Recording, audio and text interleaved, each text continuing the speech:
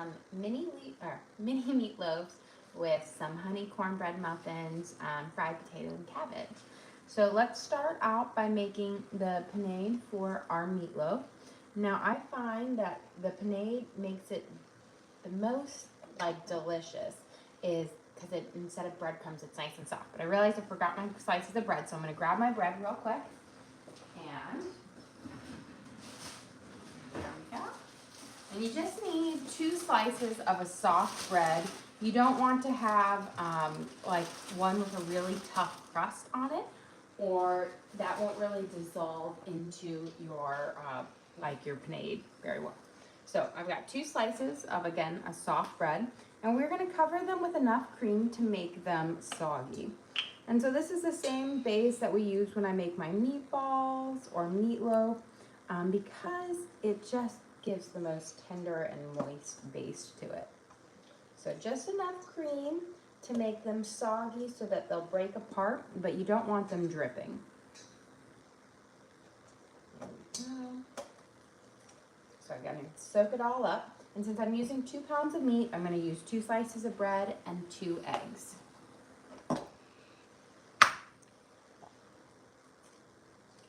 So 1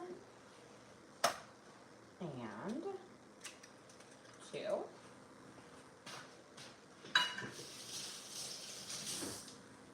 And then we're going to season up our base to our panade. We're going to use some powdered onion. And put about a tablespoon in here.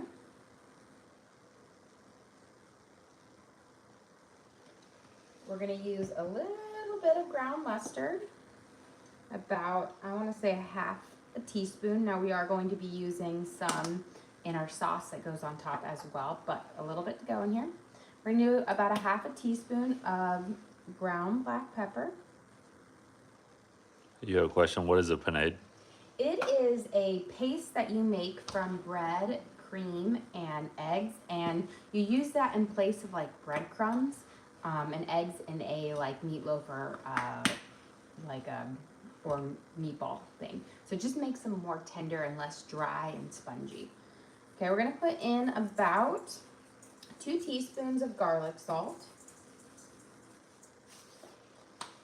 and I'll do a little bit more. And then I'm going to use part of a yellow onion. We're going to dice it up or mince it, and we're going to use a little bit of that in our meatloaf. The other part of this is going to go into our fried potatoes. So we'll take off this whole outer skin here. And I'm just going to cut it in half because we're only going to use half of it. And you want to cut your onions nice and small because you don't want to have really big chunks of onions in your meatloaf when you're eating it, because they won't get tender or let out their flavor as much. So we're essentially going to do a slice on here that's fairly close to a mince.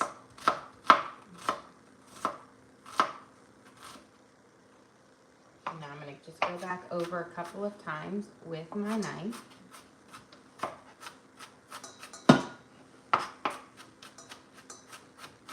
Here we go.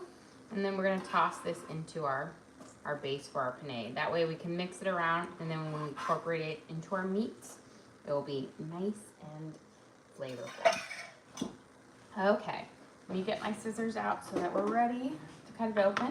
But I'm going to go in here with one hand, and we're going to squeeze our bread through our fingers and our eggs to make the base of our panade. And essentially you just got to squeeze it through those fingers to spread all of those herbs around. And this is going to make your paste that you will then mix into your meat mixture. There we go. And just make sure you get all of the crust broken up. Now you could always take off the crust and then use like 3 slices of bread instead to make sure you don't have any crusty chunks. But I find as long as you're using a nice soft bread, those will really kind of break up enough.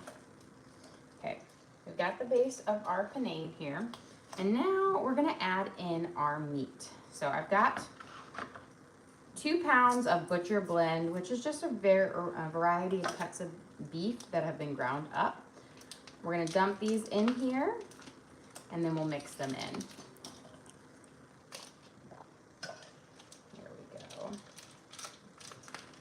2 pounds of meat because again, we use 2 pounds of, or 2 eggs and 2 slices of bread. So I've got our first one in. And now we're gonna use our second one. And then we can start mixing this up.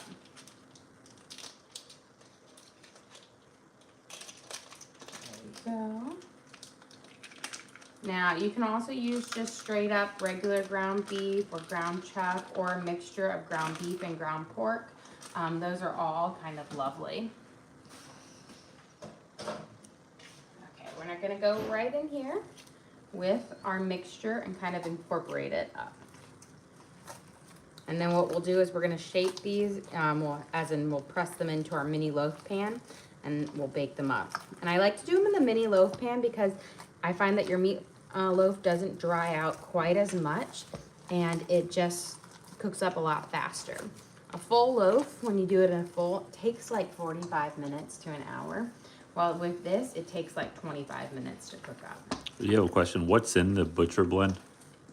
It's just beef, but it's a variety of different beef cuts. So it's not just like ground beef or ground chuck, but it has different parts to it, which gives you a variety of like lean or tenderness to the meat and whatnot. But it is all beef, just different from different parts, which I find is great for meatballs and meatloafs, whatnot, because you do get a really nice tender blend.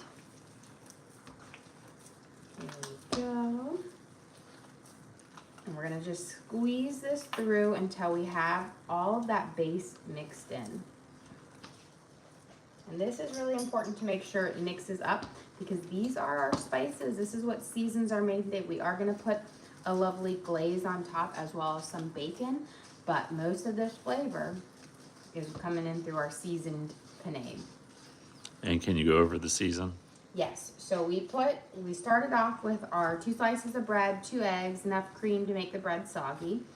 And then we added in half of a minced onion, a tablespoon of onion powder, about 2 teaspoons of garlic salt, around a half a teaspoon of mustard powder, and a half a teaspoon of black pepper. So really, really kind of simple. And then we'll make our lovely glaze that adds just a whole another amount of flavor. Okay. Looks like we've got this well and mixed up here. So I'm gonna grab my loaf pan and we can see if we can make our lovely things.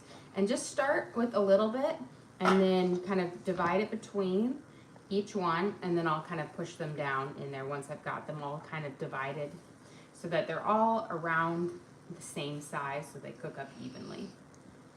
And I will say start with a little less and then go back and even it out so you're not having to fish out and make them all more even. There we go.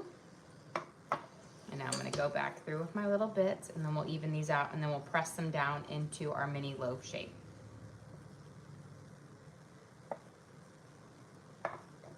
But these make perfect kind of personalized mini loaf pans, which with 2 pounds, since there's 8 of them, they'd be about a 1/4 pound each.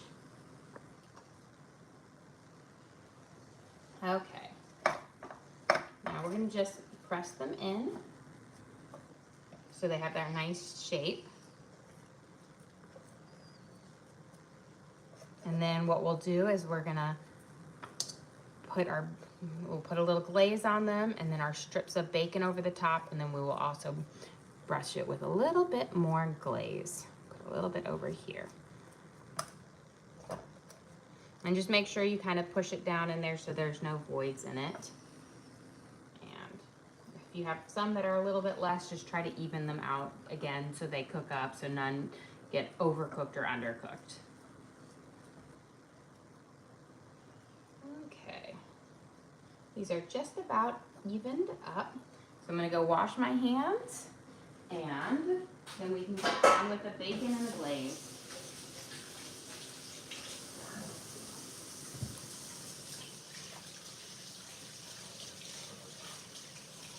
Okay.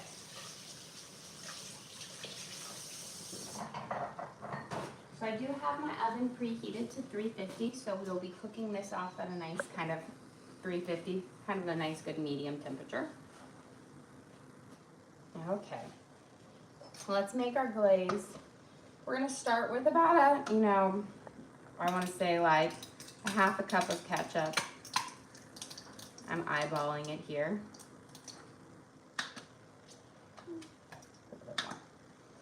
And then we're gonna add in about tablespoon and a half of Worcestershire sauce. Gives it a nice, tangy, wonderful flavor to it. We're gonna add in about a teaspoon of ground mustard. This gives it a nice kind of savory flavor.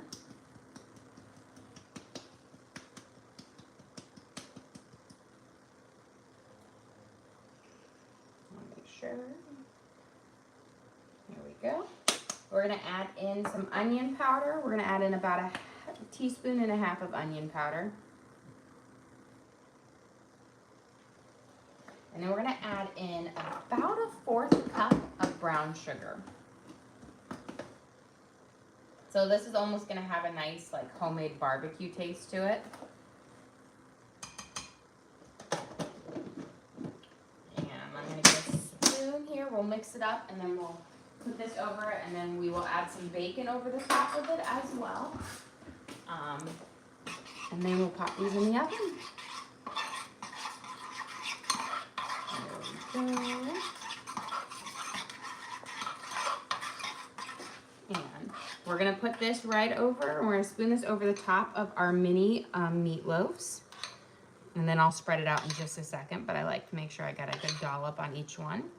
And then we're gonna also then reglaze the top once we get our bacon on it. But I like to do it in kind of layers so that bacon gets this just wonderful flavor to it.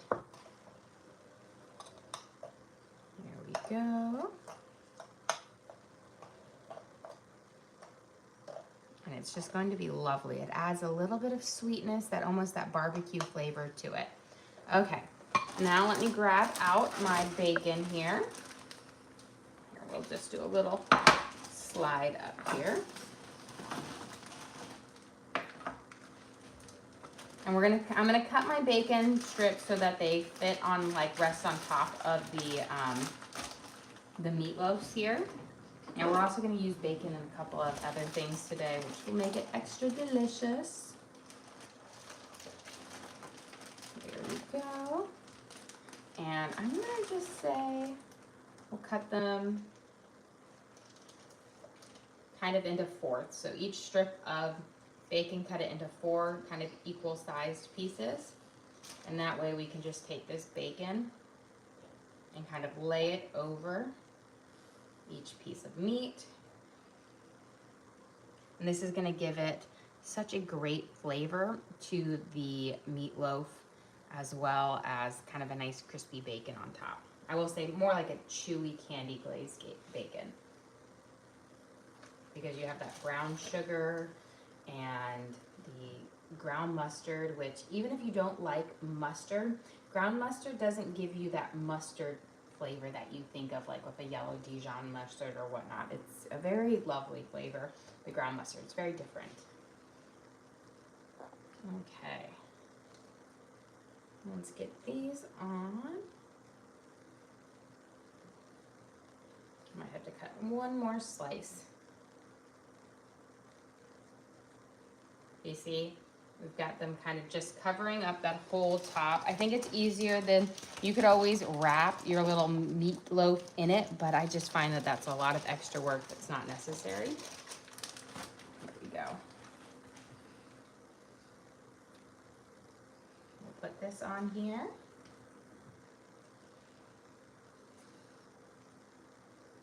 Perfect. And then we're gonna just brush that last bit of our glaze over the top, spoon it over. That way, again, you have it on both sides of it, which is gonna make that bacon taste so delicious. We're gonna use our bacon again a little bit more in just a second. Let me wash my hands.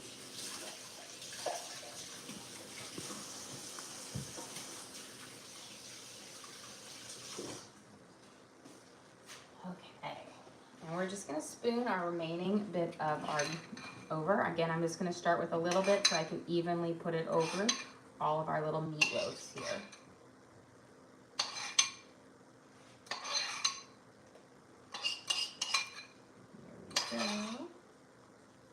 You have a question? Have you made those appetizers that use bacon, crackers, and brown sugar? Oh, I've seen them before. I've never actually made them. But they always look kind of so delicious. Honestly, you put bacon on anything and it just looks delicious. Although I did once have a chocolate covered bacon and I thought I thought it was gonna be gross, but it was actually pretty good. Or the maple candied bacon, that's also delicious. Here we go. So I've got that over. Let's go pop this in our oven. Again, I have my oven cooking at 350 because we're gonna pop in some corn muffins here in just a second. And so they'll bake at 350 along with our corn muffins. Then we'll work on our potatoes and our cabbage. So we're gonna pop this in here, and then when I put the corn muffins in, I'll set the timer and they both should be done. But these take about 25 minutes, to 30 minutes max at 350. You could cook them higher if you wanted to for it, but you don't need to, they'll cook up pretty quickly. So let's start with our corn muffins here. So I have our butter here, so we need about 2 tablespoons of butter. And we're doing a small batch of our corn muffins because I didn't have quite a whole cup of cornmeal, but I really wanted corn muffins with my meatloaf. So we're doing a kind of a half batch. So 2 tablespoons of our melted butter. Get a little spoon out here. And then we're gonna use, the full recipe calls for 1 1/4 cups of buttermilk, but we are going to just do half that, so just a little over a half a cup of buttermilk. Now, if you don't have buttermilk, what you can do is take cream and add a little squeeze of fresh lemon to it, and that's gonna give you the texture and a little bit of that tanginess that buttermilk has, which is what I'm using right now because I very rarely have buttermilk, but this works as a perfect kind of balance it out. I'm gonna give this a nice little mix, and then let me grab out 1 egg. Here we go. So the full recipe calls for 2, but the half just 1. We're gonna mix this in here. So I'm gonna pop my yolk and we'll mix it into our butter and our cream with lemon or buttermilk, whatever one you wanna use. There we go. And just make sure that egg gets mixed in there. And we want to minimize when we start adding the cornmeal and the flour in, we want to not mix it quite as much. So we're going to hold back, but when it's just the liquid parts, mix away. We're going to add in a 1/3 cup of sugar. Now, if you want a more kind of a little molassesy flavor to it, you can switch this out for brown sugar, and they're both delicious. So 1/3 cup of sugar, and then we're gonna add in a tablespoon of honey. We will also be using honey in our glaze that we're brush over it. We've got some honey butter that will melt and brush over it when we're done baking it. So I just eyeball my tablespoon of honey because honey is sticky and it's a challenge to mix out, but just a good kind of kitchen spoonful. I feel like this is one where you can be a little off and it's not a big deal.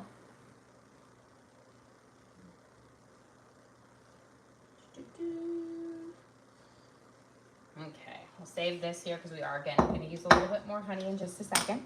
And then we're going to add just a 1/4 of a teaspoon of baking soda because again the full recipe just requires a 1/2 teaspoon. And then we're going to add in about a 1/2 teaspoon of salt. Let's give this a good mix. Then we'll add in our cornmeal, and lastly we will add in our flour. So we've got all of our our wet parts mixed together here. And this is, I will say, one of the best cornbreads. It's one of those nice, sweet, just honey butter cornbread. It's just so delicious. My kids absolutely love this cornbread. You have a question. Could you use honey instead of honey and sugar? The problem is when if you use all honey, it's gonna mess with the liquid content in yours. So you'd have to kind of work with your flour and your cornmeal ingredients to make up for that extra moisture in here. So I find that the mixture of both the sugar and the honey just gives the best texture when it bakes up. And do you make a cornbread stuffing for Thanksgiving? I do not make a cornbread stuffing. And this is be funny. Our stuffing that we have is nothing fancy. This is just what I grew up eating, and so I just use my mom's base for it. But it's like the Pepperidge Farm stuffing that you buy in a bag, and then we jazz it up and we stuff our turkeys with it. But it is nothing like fancy, bougie, homemade. But it's, you know, when you've had something you've had since you were a kid, you can't mess with it. Because, you know, it's the same thing. We have like crescent rolls. Gotta have crescent rolls. They're not the best thing, but you always have them there. And your little corn and butter and whatnot. Just some things that are always stay the same. Okay, and then we're gonna add in a half a cup of all-purpose flour. We're gonna mix these until they're just combined, and then we can spoon them out and we'll bake them up. And these take, again, about 20 minutes to bake up, maybe a little bit less. So I'll probably set my timer for right around 18 minutes just to check on them. And that's when our meatloaf should be pretty much done. So just mix them until they're just combined. You don't want to overmix or you'll have a stiff muffin. Here we go. And again, this is a half batch. And I'm just doing my outer ones because they will actually bake more evenly than the inside. Okay, let me grab a spoon. We'll spoon these in. And then I'll have them off to bake. Now, a lot of times I do these also in like the mini loaf pans, which make little mini cornbread loaves, which is wonderful. You can also do this in a like an 8 by 8 inch pan or whatnot. And that takes a little bit longer to cook, which is why I love either the mini loaves or the muffins. So we're gonna start by going here, and then we will even them out for each one. And this again is our honey cornbread. Now, we added just a little bit of honey now, but what's really going to make these even more delicious is that once they're baked, we brush them with a honey butter. And that is what's going to make them amazing. So we're spooning them in nice and full. And again, this is a half batch, so we're just doing a small batch of these. And that's because I really wanted corn muffins with my meatloaf today. Now, I guess you could have stretched this out further and filled them up less, but for me, if you're gonna have a muffin, it needs to have a good dome on it.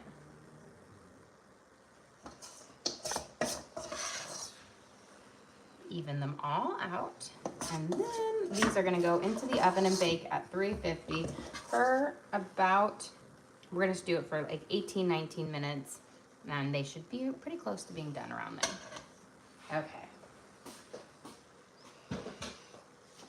Let's go pop these in. And again, when you're baking, if you're doing a smaller batches, bake on the outside before you bake on the inside. The inside gets the least amount of heat because it doesn't have as much direct. We're gonna put these right on the top, right next to our meatloaves that are cooking up wonderfully. And I'm gonna set my timer for 18 minutes. Now let's go make our fried potatoes and our fried cabbage, and then we'll make our honey butter glaze to go on top. Okay, so I'm actually going to be cooking both my potatoes and my cabbage in bacon because they're just, who doesn't love fried potatoes with bacon and fried cabbage with bacon? So we're getting the bacon and everything. So I'm gonna start by just snipping it up because again, we want little strips in here. And I'm not using a whole lot of bacon, but, just a couple strips for each one. And primarily it's the bacon grease that you want to fry it in. That's what's going to make it really nice and give it such great flavor. And I feel like it's going to bring everything together. You have a request to go over the cornbread. Yes. So the cornbread is, it's a honey butter cornbread, and we made a half batch of it. We started out with about 2 tablespoons of melted butter. Then we added in a little over a half a cup of buttermilk, or you can do cream with a squeeze of lemon juice in it, and 1 egg. Mix those all together. Then you're gonna add in a 1/3 cup of sugar, a tablespoon of honey, a little, like a 1/4 of a teaspoon of baking soda, 1/2 a teaspoon of salt. Mix all of those up together, and then you're gonna add in a 1/2 a cup of cornmeal and a 1/2 a cup of all-purpose flour. Mix those until they're just combined, and voila, you have your delicious cornbreads ready to bake in the oven. And the muffins you would do at 350 for 18 to 20 minutes. Mini loaves a little bit longer, 20 to 22. If you want to do it in a pan, that's going to take like 30 minutes. Takes a lot longer.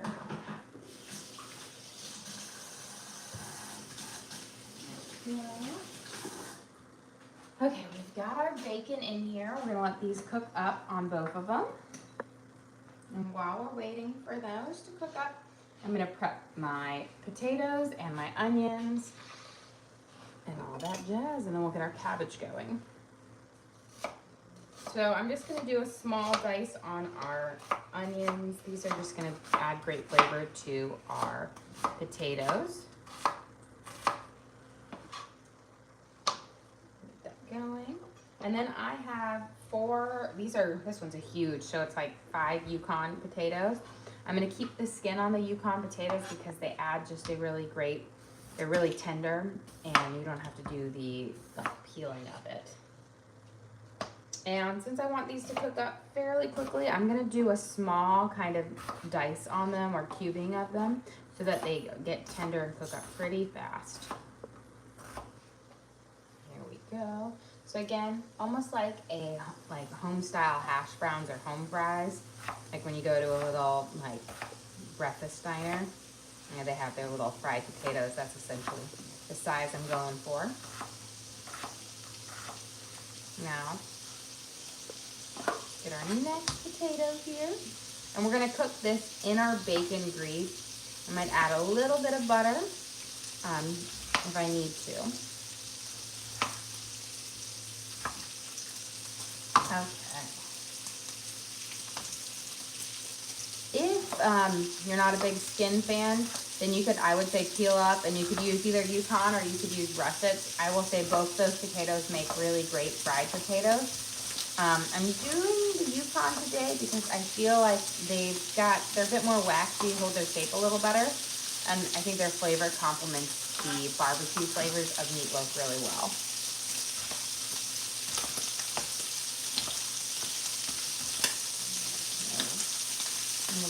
You have a question? Do you ever use bacon up? I have not ever used that before. I love bacon grease, like the flavor it adds, but I typically only ever use it if I'm using bacon in whatever I'm cooking. I will say that when I go camping, I think that's one of the reasons why the kids love camping food so much, because almost everything is cooked in some form of bacon grease on there. And then I will say it, if we do it, I'll do fried potatoes with bacon, but the only other time we really have bacon will be if I do like a brunch with bacon in it, which is always lovely. I feel like growing up, you either grew up in a family that ate sausage or that ate bacon, and I felt like my family was the sausage, they always ate sausage. That was always a part of our Sunday, but bacon rarely was. And I never really had bacon that much growing up. But as an adult, I do believe I love bacon a lot. I still remember, I was like a teenager when I had my first BLT, and I was like, oh, this sandwich is delicious. You have a question? Are any of your kids interested in cooking? They have shown some interest. I will say my not my oldest, but my oldest son, Torrin, and Evie, both are interested. They always love to help out my mom cooking in the kitchen. So when they spend the night at their house, my mom always has them make like Swedish pancakes and everything together. And they'll sometimes help me out in the kitchen for it. But they are interested. I will say Torrin said he's always really proud because he's like, I know how to make scrambled eggs. And I was like, well, you know how to cook more than your father. So I will say I think they definitely have some interest in there, and I think they will end up, I think they will. I think Torrin, he is the kid, he has this amazing palate, and he can taste any flavor that you add in the different components. Like, he can pick up, he'll be like, oh, I taste a citrus note to this, or I taste it, you know. So he's really good at that. We've got our bacon crisping up here, which is going to be done in just a second. It looks like my my cabbage one is just about ready here. Beautiful. I'm going to keep the bacon in so that it gets nice and tender and flavorful with it. And turn it all the way down to low, this one. And then since my cabbage one is ready, I'm going to start shredding up my cabbage. I feel like I made coleslaw recently with this cabbage. We did it in our lo mein last night. And then one of my favorite things is just a good old fried cabbage. I love it. I think it tastes amazing. And so we'll do that because it's just so good. And I think with the barbecue sauce and the bacon, I feel like the cabbage just plays a really great flavor with it. So we'll toss these guys and and then we will season them up, but I like to season them towards the end of cooking them so they don't get too, like the spices don't burn on the bottom of the pan. Okay. I think since these two potatoes actually made a whole lot, we're going to throw them in now. We get our onions in. Give them a quick stir, and then we're going to throw in our potatoes. So we're going to let our onions just cook up just for a second or two in our bacon grease. There. I always say onions always need a minute or two just to kind of get their flavor out before you throw in the potatoes. Okay. We're going to get our potatoes in. Get this little piece of cabbage over there. And then we're going to toss these guys in all of that bacon grease to really bring up the flavors. And again, I'm not going to season up these baked potatoes until towards the end so none of those spices burn on the bottom of my pan. But I want to coat them. And then I'm going to move my temperature up to about a 5. And we're going to cover them with our skillet top here. Okay. Let's give our cabbage a little bit of a stir here. I think I'm going to add a little bit more because it shrunk down some. I have a good amount left. So we'll add in just a few more pieces. And then we're going to prep up our sourdough starter. I'm going to feed it for tonight so that I can whip up. I'm thinking about maybe making English muffins for breakfast tomorrow. So I'm going to feed it so that I can make the dough, because when I make sourdough English muffins, you prep up the dough the night before and it sits on the counter overnight as it proofs. And then you shake them in the morning, and then we'll cook them up. So add a little bit more cabbage in there. Let me grab my 2 starters here. And I got my spatula, I got my flour. So if you ever want to make sourdough bread or whatnot, you have to have a starter. And with your starter, you've got to feed it, and it has to be active for when you want to make your dough with it. So we're going to discard a little bit, and I'm going to save this discard so that I can use it for something for tonight's dinner. I'm not sure what, but I'm going to make some with it. I don't want to just throw it away. But anytime you need to feed it, you've got to discard a little bit of it, or your starter will continue to grow and grow and grow. So I used a little bit of this starter yesterday, but we're gonna put it in a bowl so we can save it, because I like to bring it down to where I have less than a cup of starter in my jar. And that's just so I don't have to use so much flour and water for each one. And then, we're gonna add in, I'll bring this down nice and low. Now this starter, you can cover it with, if you're gonna use it right away, you can cover it with some like saran wrap and put it on the kitchen counter. Or if it's can take a couple days, you can pop it in the fridge. If it's gonna be more than a week before using it or your discard, make sure you put it in the freezer.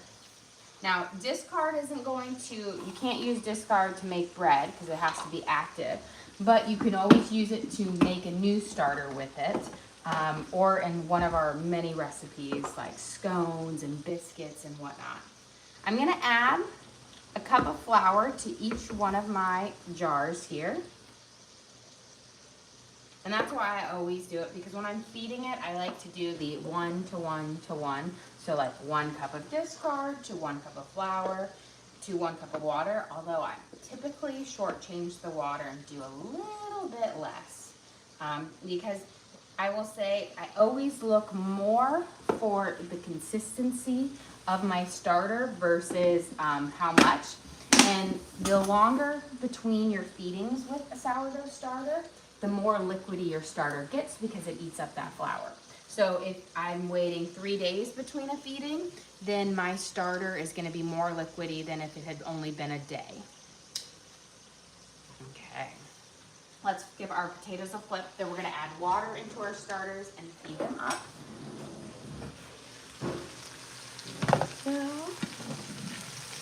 So we're gonna kind of scrape it under and flip it over. Now, cooking our potatoes with the lid on is going to allow them to get tender a little faster. I will finish them off with the lid off to take out some of that extra moisture. Now, I'm gonna push it down. There we go.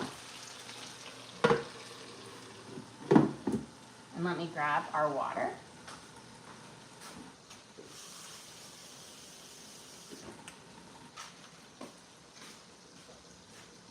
So I'm gonna start, I have just shy of 1 cup in here. I'm gonna pour about half of it in first, and then I start mixing, because again, I'm looking for the right kind of texture or viscosity to it versus just blindly using measurements.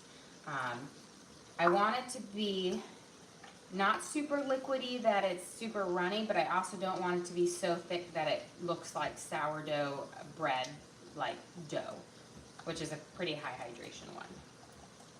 And then you're just gonna mix it up on there. There we go. Add it in here. So I will say I didn't even use all of that, but we're getting pretty close to it. There we go. So it's kind of got a nice little liquid dropping texture to it. And that one's nice and fed. We'll put our lid, our cover on it. You can use cheesecloth, or you can get these fancy little covers. And that's going to prevent things from going into it, but allows the natural gases to escape. Let's get our same thing right here.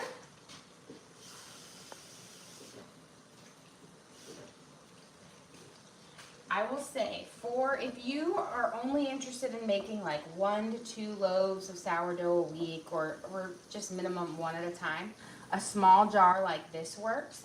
But if you're gonna be making more than 1 or 2 loaves at a time, you're gonna want the bigger jars, or have multiple jars, because certain recipes will use a good amount of sourdough, and you don't wanna get down to where you have to wait like 2 or 3 days before you can make a loaf if you like to make it more often. I know there's some people who make them in those really big jars, but I find these 2 jars work really well for our family. And I make probably 4 or 5 loaves of sourdough a week. And then on top of that, I make sourdough rolls, different sourdough things using it. You have a question? How long would the starter be good for in the fridge? In the fridge, between feedings, which is when you give it more flour and water, it can go up to 10 days. After that, then you risk kind of killing off that really good healthy bacteria that causes that fermentation process. Here we go. And on the counter, I say max between feedings is about 3 days because again, it cooks up, like it uses up the flour and the energy source in it faster. Now you can keep your discard in the freezer, but if you want to reuse that to repopulate a starter, it's going to take still like 4 or 5 days of feeding before it's going to be active enough to make it. And always when I do mine in the freezer or the refrigerator, I always give it a feeding before I use it, like a good, like 2 feedings. So one, like a bring it back to life feeding, and then the feeding right before I'm to use it. Okay, we're gonna add in our spices now. We're gonna use a little bit of onion powder. We're gonna put, for these potatoes, about 2 teaspoons. I'm gonna add a little bit to my cabbage as well because it just makes it taste so great. And then a pinch of black pepper and a little bit of garlic salt. We're gonna throw in some green onions at the end. Now you don't need quite as much salt if you were cooking but because of the bacon, but if you cook in oil, you might want to add a little bit more. And then we're gonna add again a nice sprinkle into our thing. That was probably about a half and maybe close to a teaspoon. So half a teaspoon in there and a teaspoon in here. Why do you prefer garlic salt over garlic powder? So garlic salt and garlic powder have very different textures. And I find that the garlic salt, I like that flavor a little bit better and it's not gritty. And so I use it in replace of salt because I find that it just adds nice kind of a really flavorful saltiness to it on there over using the powder. There we go. And now let's get these kind of tossed up. And then we're gonna start melting our butter and our honey because our stuff is gonna be just about ready. Well, let me get this all mixed up. Oh, as I say that, it sounds like it's beeping here. We put our lid on our starter. And let's go over and grab our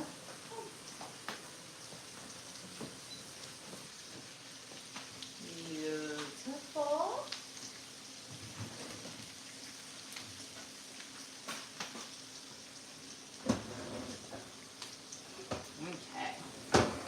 we've got our gorgeous honey butter cornbread.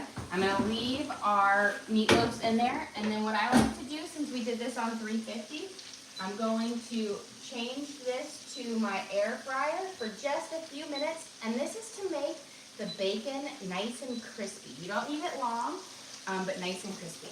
Here we have our gorgeous cornbread muffins.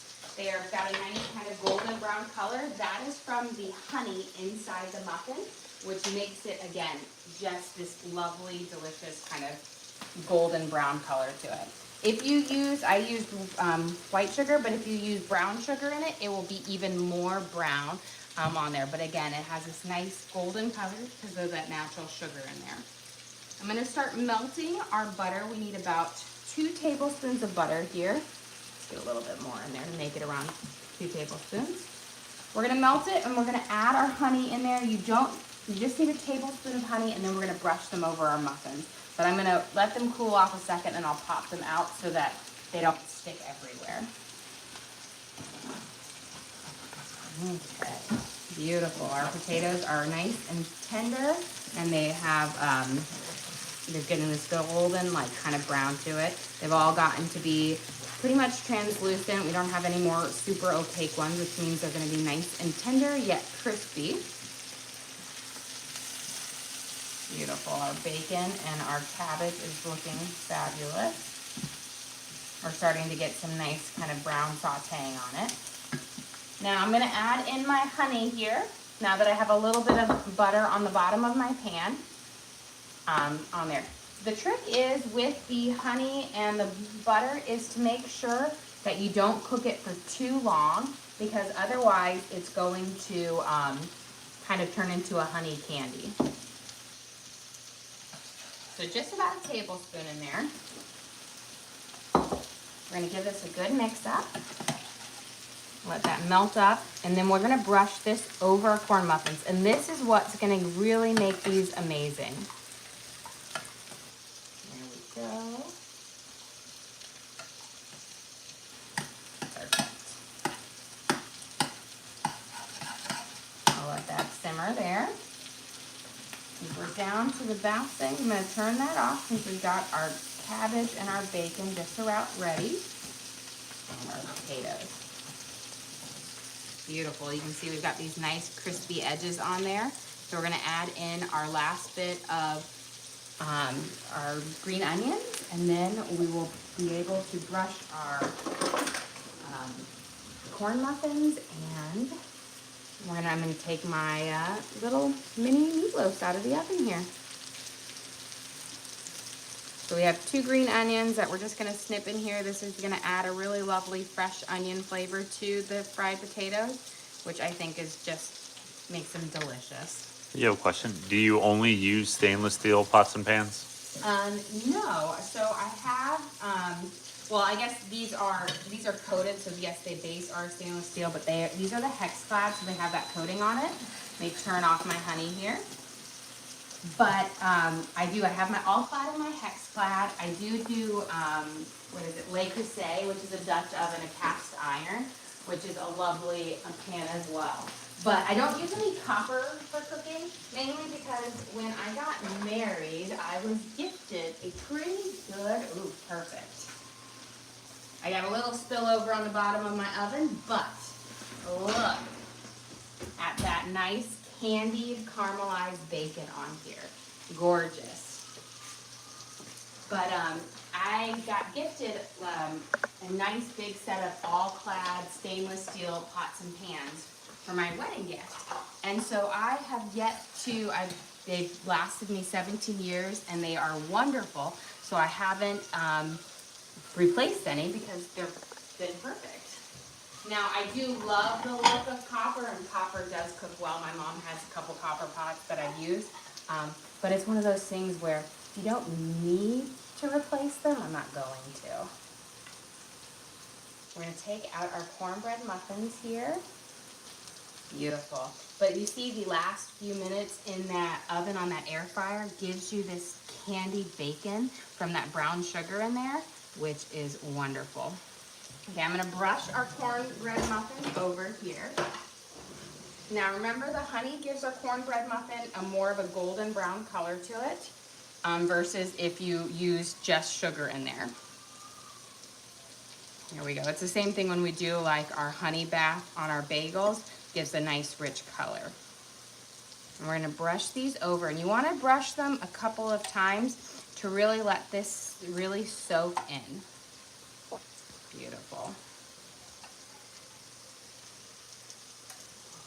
Okay, let's get ready to serve up our lunch here.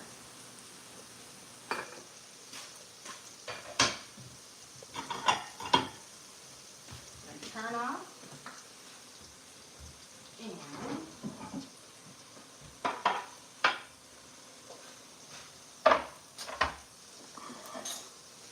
got those. Let me grab a little spatula to get these little meatloaves out. Now, I will say, most of the time, we'll eat about 2 mini meatloaves per person. I always like lunch times are my smaller sizes.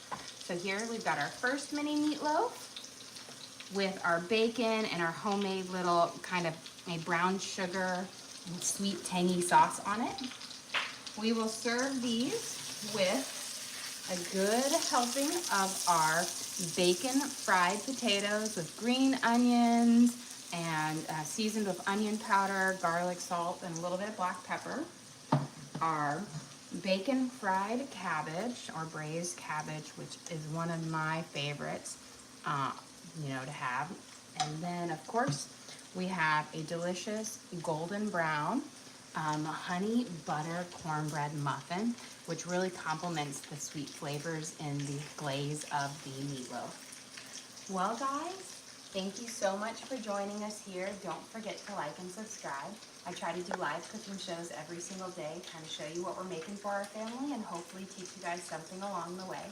Again, we do upload all of our videos to the link on our page, so if you ever want to recreate any of these recipes at home, you can just go to that link, search for what we made, and you can watch and cook along with us again. We also have a link to our Amazon storefront that has all of our different cooking gear and gadgets that we use in the kitchen. I've got my hex clad pans, my all clad pans, my knives, my spatulas, all the different gadgets I use. So you can check those out as well. But again, thank you so much for joining us here. Don't forget to like and subscribe.